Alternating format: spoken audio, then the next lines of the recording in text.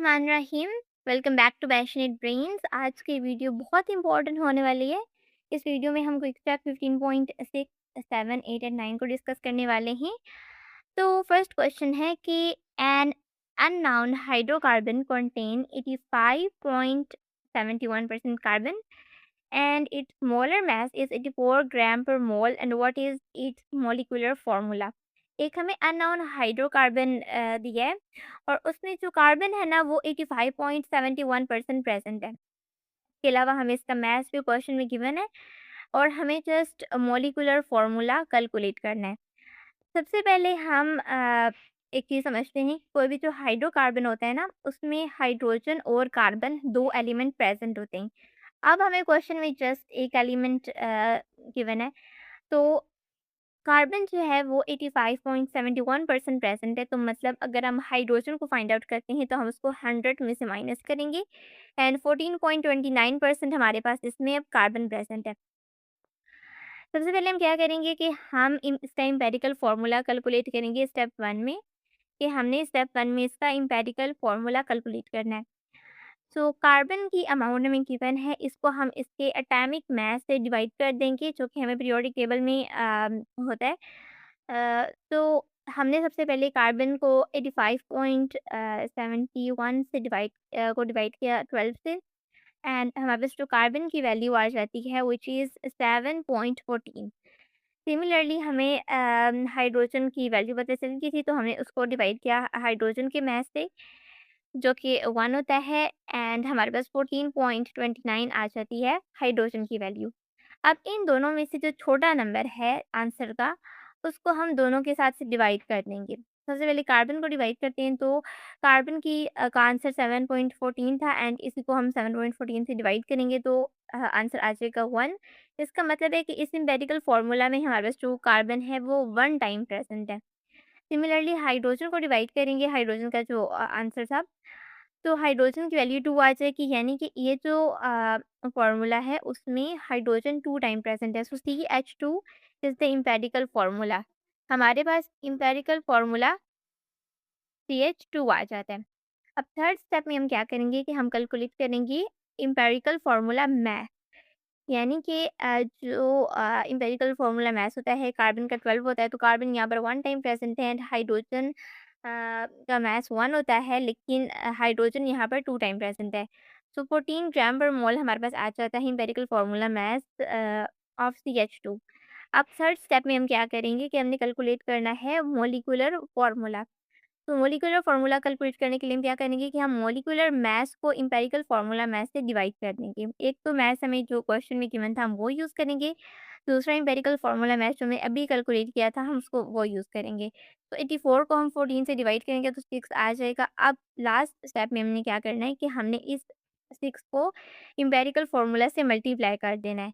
तो हमारे पास C6H12 आ जाएगा। So the answer is the molecular formula of the hydrocarbon is C6H12। ये हमारा आंसर आ जाता है। अब आते हैं नेक्स्ट क्वेश्चन पे। तो क्विक चेक 15.7, यहाँ पर क्वेश्चन है कि why is it necessary for a chemical equation to be balance before it can be used in calculation. यानी कि ये क्यों ज़रूरी है कि केमिकल इक्वेशन को बैलेंस होना चाहिए कैलकुलेशन में यूज़ होने से पहले। So, a chemical equation must be balanced before it is used in calculation। एक केमिकल इक्वेशन को ज़रूर बैलेंस्ड होना चाहिए उसको अगर हम कैलकुलेशन में यूज़ करते हैं तो उससे पहले, because it will be law of conversion of mass and show the correct mole ratio between reactant and product. क्योंकि एक केमिकल इक्वेशन जो है ये law of conversion of mass को ओबे करती है, फॉलो करती है एंड ये हमें करेक्ट रेशियो बताती है, correct mole ratio between reactants and the product. यानी कितनी अमाउंट यहाँ पर रिएक्टेंट्स की यूज़ हुई है, कितनी अमाउंट प्रोडक्ट की बनेगी। सो करेक्ट मोल रेशियो हमें इक्वेशन से पता चलती है कि कितनी अमाउंट हम रिएक्टेंट की यूज़ करेंगे तो इसके रिजल्ट में कितनी अमाउंट प्रोडक्ट की बन जाएगी। So these mole ratio are essential for accurate stoichiometric calculations such as determining the amount of reactants required and products are formed। ये जो मोल रेशियो है ये एसेंशियल होती है जिससे हमें एक्यूरेट स्टोइकोमेट्रिक कैलकुलेशंस मिलती हैं and such as determining amount of reactant कितने ज़रूरत होंगे और कितनी प्रोडक्ट हमें आखिर में मिलेगी।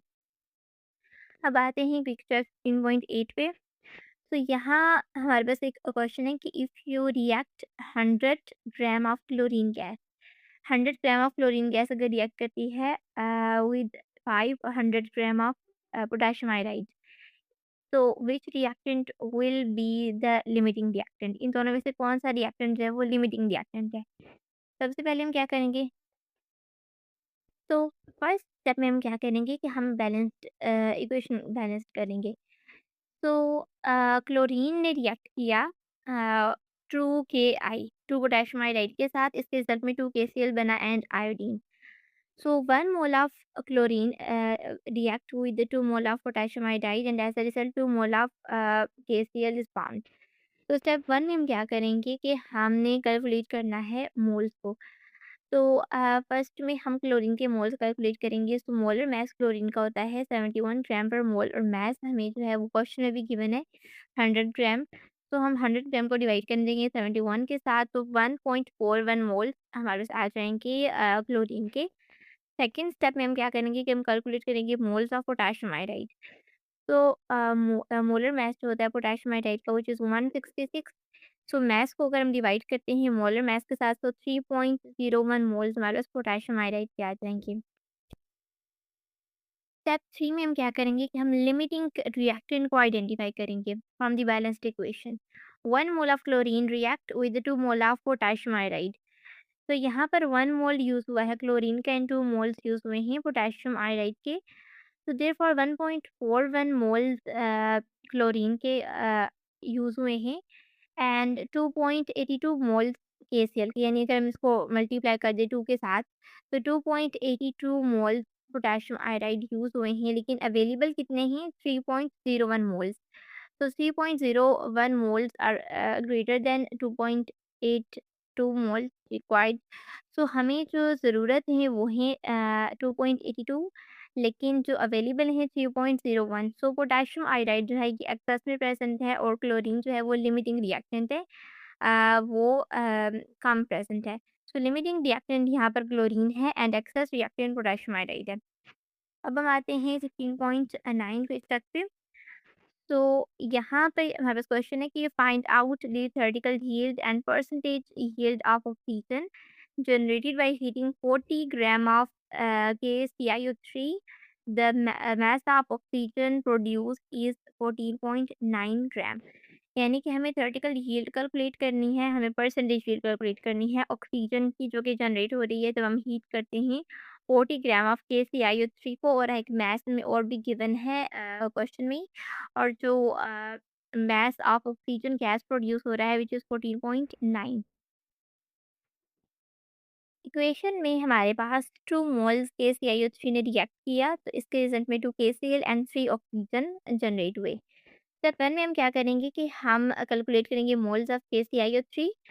तो मोल्स हम सबसे पहले कैलकुलेट करेंगे, तो मास हमें इसका 40 ग्राम क्वेश्चन में गिवन है एंड मोलर मास भी हमें क्वेश्चन में गिवन है which is 122 mole gram per मोल। तो हम मास को मोलर मास से डिवाइड करेंगे तो 0.327 मोल्स हमारे पास आ जाएँगे moles of KClO3।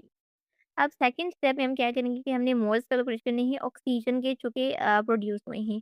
From the balanced equation हमारे पास 2 मोल्स हमने रिएक्ट करवाए KClO3 के, तो इसके रिजल्ट में 3 मोल्स हमारे पास बने ऑक्सीजन के। सो नंबर ऑफ मोल्स जो KClO3 के को मल्टीप्लाई करेंगे ऑक्सीजन के मोल्स के साथ और डिवाइड करेंगे KClO3 के मोल्स के साथ जो कि रिएक्टेंट में है। इसके रिजल्ट में हमारे पास 0.4905 मोल्स ऑक्सीजन के प्रोड्यूस होंगे। थर्ड स्टेप में हमने कैलकुलेट करनी है थ्योरेटिकल यील्ड। अब मोल्स ऑफ ऑक्सीजन को मल्टीप्लाई करेंगे मोलर मास ऑफ ऑक्सीजन के साथ। मोल्स हमने भी फाइंड आउट किए थे, इनको मल्टीप्लाई कर देंगे मोलर मास के साथ विच इज़ 32।